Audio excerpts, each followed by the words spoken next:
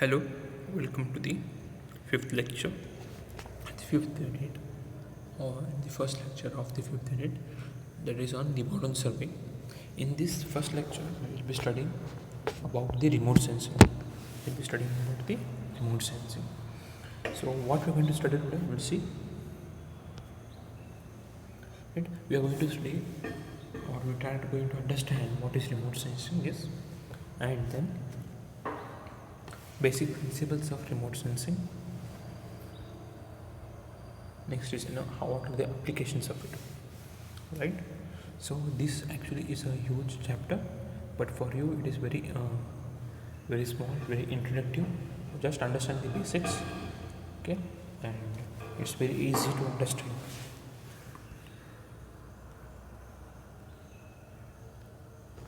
So what is remote sensing? Remote sensing is an art and a science of obtaining information of about object or a feature without physically coming in contact with the object or a feature. So this definition is very important. If you understand the definition, you will understand everything. What does remote sensing mean? It is an art and a science of obtaining the details, obtaining the information about any object without touching that object. Right now, my eyes.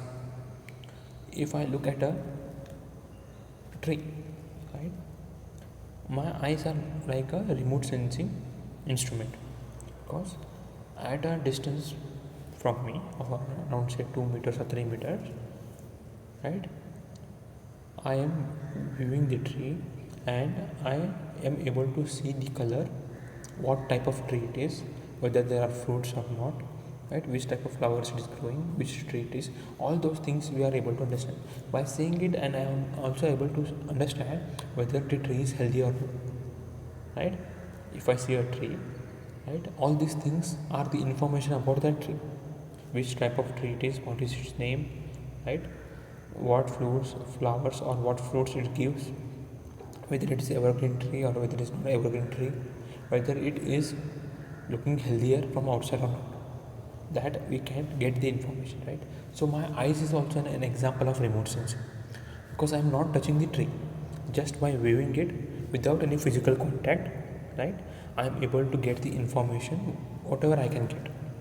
So it is an art and a science, right? There is an art to understand, because see, where the art comes and where the science comes. Science is about viewing, my eyes, right, and the how the eyes look at the tree, how they gather the information, right? That looking of the making the image of the tree is in science, in the eyes, right? It sends the what signals to the brain, and brain will replicate an image of it in the reverse image will be formed. All those things are the science behind the eye to view a tree or an object.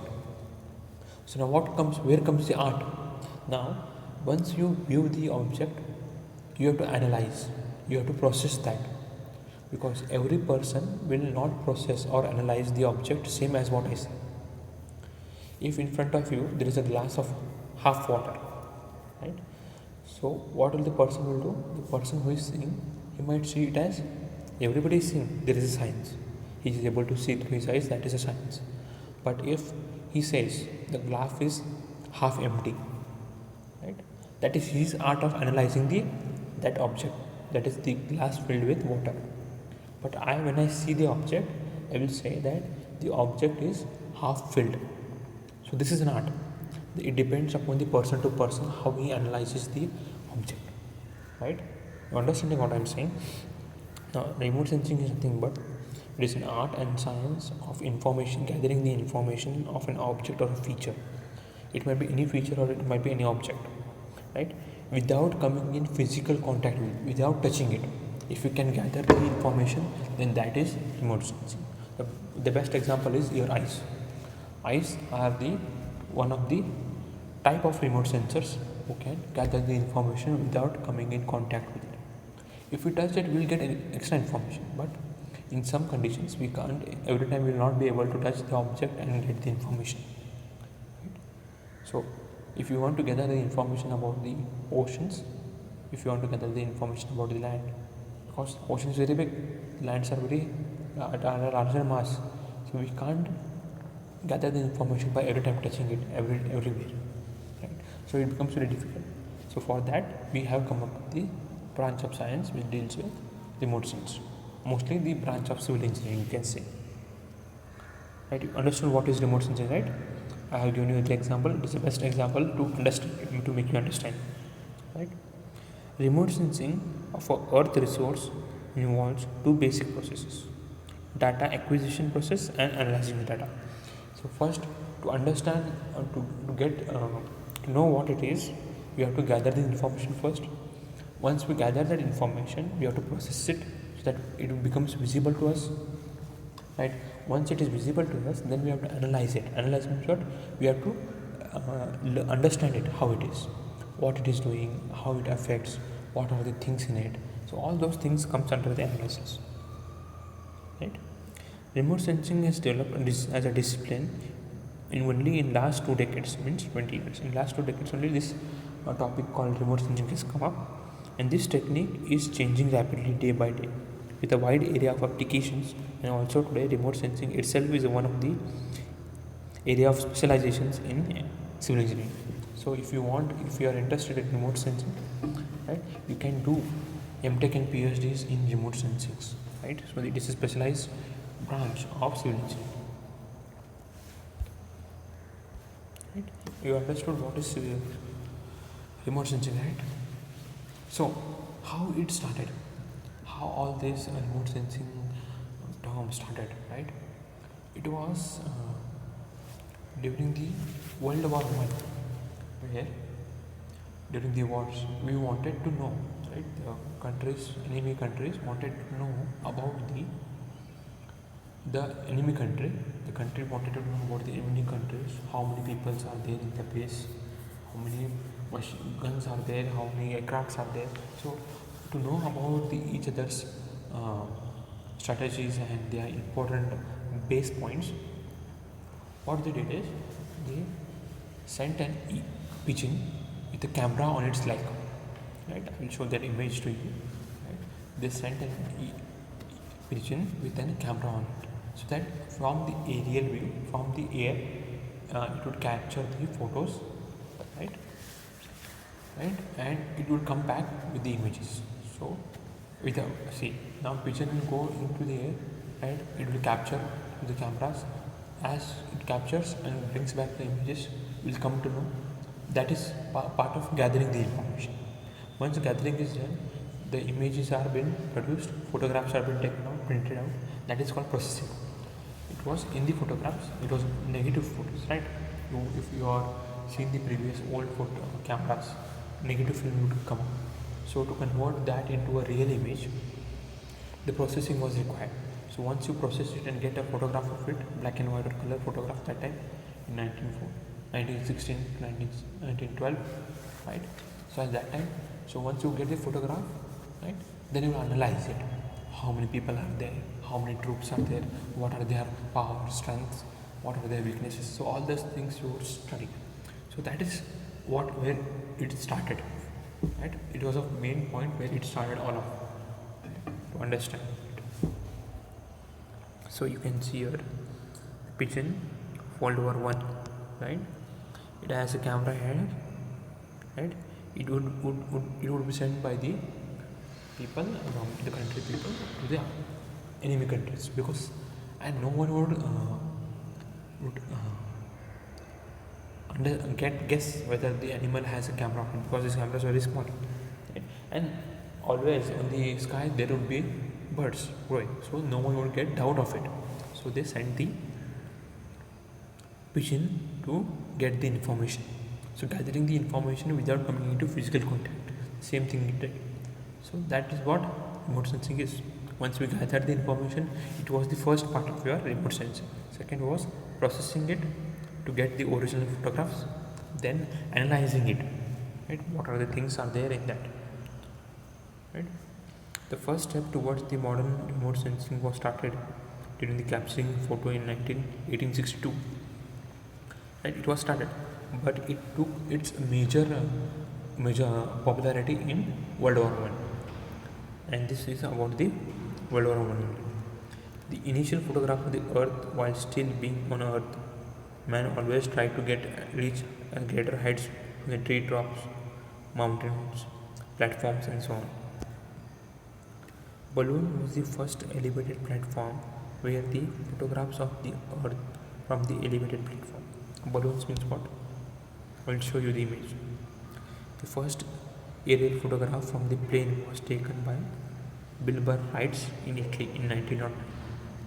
And then in 1972, satellite was launched for remote sensing to capture the image of the Earth. Right? Now today we get to know the weather conditions of the Earth well before. Right? We are warned that there is going to be cyclone, there is going to be a huge tornado, or some rain is going to occur in heavy places, in some places. So all this comes from where? Through satellite imaging.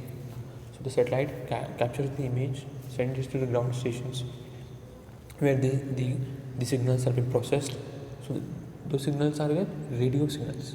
So we can't read the radio signals, right? So we have to process it to get it into a visible or readable type of format. Once you get it in the visible readable format, then you will see the images, analyze those images, and then you will predict whatever you want to predict. Right? India launched its first remote sensing satellite as RSA-1 in 1988. It was Indian remote sensing satellite. Right? This was some history that I tried to give you about the remote sensing. Now, there are various types of remote sensors. Right? Ground-borne, airborne, and spaceborne. So first thing they did was, with the help of this air balloon. So they would get the air balloon at the atmosphere, and then from there they would capture the image. Like this, to the cranes they used to capture the image, but the area they would cover was very less. In this case, if you see the first object, the area it would cover was this much. Right? In this case, it was more higher, because it would go to a higher height. As the height of that instrument goes higher and higher, right, you would get more area to capture and get information. Right? Then we started with the planes. You can see here it can move. Right? It was stagnant here. It was moving, but at very slow pace. And with the help of the aircraft, also we tried to do it. Right? So you can see here how much area it's trying to capture. But this aircraft was very expensive type method. Using the aircrafts doing the remote sensing was very expensive, because we have to pay for the aircraft, we have to pay for the driver, and then fuel also we have to look for, and at velocity at which it flows. Right? You have to have a very high resolution for cameras, so that at that speed also it would capture the image correctly. Then we had a satellite. Right? You can see here satellite. The satellite is trying to capture the image. As it goes on rotating, it gives you the maximum features from that height, because at the height at which the satellites are, right, so from where it gives you all the features data. Nowadays we are going with the drone camera features. This is very reliable, very small, it is electrically charged. So when small works are to be done, some areas to be captured, so it becomes very easy when going from the aircraft or air balloon. Drones will become very useful. So these are the ground bones. This is a ground bone, the first one. The air balloon, right, aircraft, and the drones are your airborne. The space bone is your satellites. Right?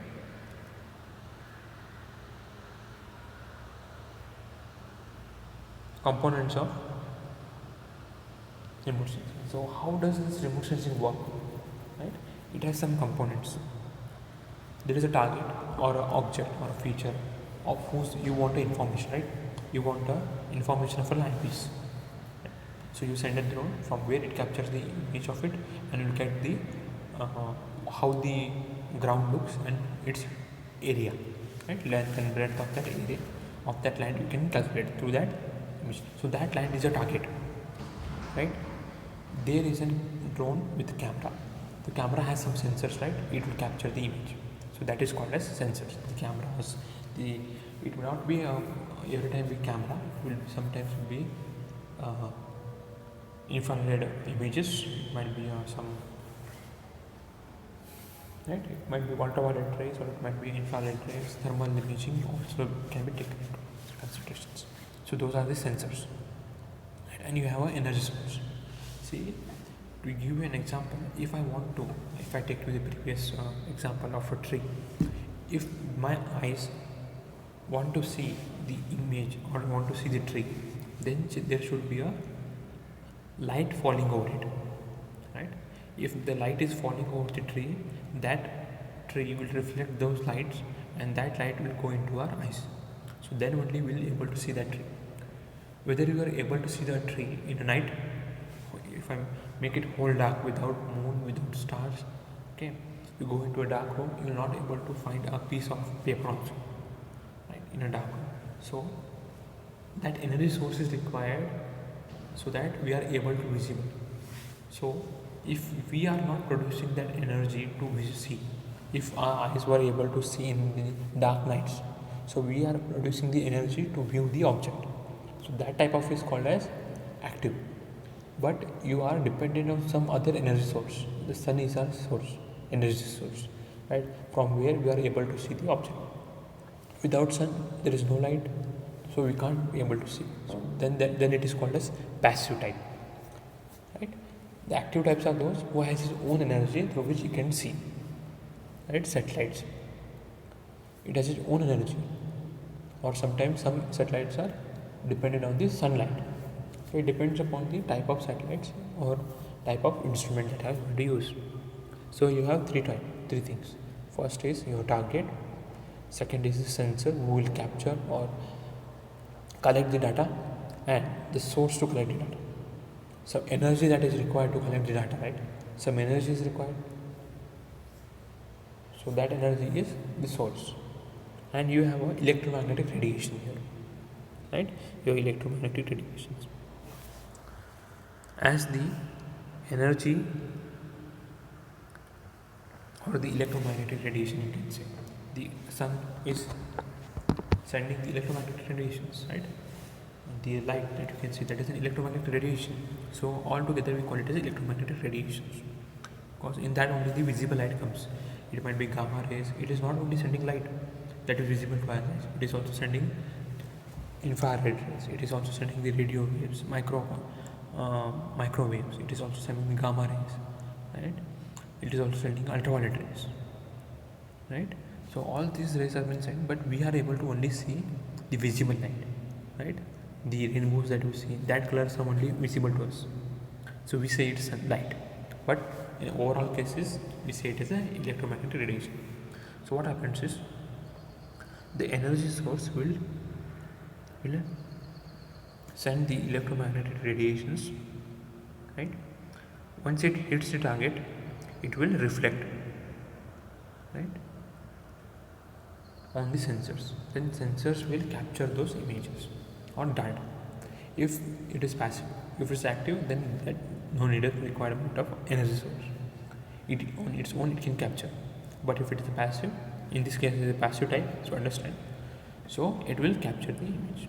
So reflect, this part is called as reflected electromagnetic rays from the targets. What will energy source will do? It will transmit the electromagnetic waves on target. Target will reflect, absorb some, deflect some, and will reflect some of the electromagnetic radiation. So that is absorbed by the sensors and it captures the, because once it hits the target, there are some changes happening over the that electromagnetic radiations. When it hits the target, when the electromagnetic radiations hits the target, there is change in its properties, right? Change in its properties. So sensor will see what incident array that was falling on the target and difference between the that what he has got gathered, right? Through which we will come to know the difference. So you might say only Earth, whether the sun is uh, transmitting the electromagnetic radiations, the every object, every body which has mass, right, is transmitting the electromagnetic radiations. That is first. We humans are also releasing or transmitting the electromagnetic radiations, but it is very negligible because the temperature that is required is high, and it is around 400 degrees Celsius is required actually to regulate a huge quantity of electromagnetic radiation that can be absorbed by the satellites, right? So principles of remote sensing. So what happens? The sun is transmitting the solar radiations. They reflected from the ground surface, from the buildings, from the cars, that are reflected from the those objects are then received by the satellites. If you can see this image here, you can see here, right? The sunlight is transporting the rays that are reflected over the ground, that is road, cars, buildings, trees, forest, water, and those are been reflected back to the satellites. So different type of whatever the rays that are falling over the buildings will have some different properties, right? It will have some different properties. If you see the roads, it will have some different properties. The incident ray which is going back to satellites will have some different properties. The trees will transmit or reflect different type of radiation. The roads will transfer the different radiations. The buildings will transfer the reflect the radiations differently. So when we see this difference, right, and we analyze the difference, we'll come to know. It is not necessary that every time it becomes image. Sometimes it might be some signals that is sent, right? By different signals have different properties. So we'll come to know that is how we identify the object, right? Through which how we'll find the object. How to understand whether it is road or whether it is a building or whether it is a water surface. So because the reflected ray will have different properties and different way of showing the color, so due to which it will show the differences. We'll understand the difference.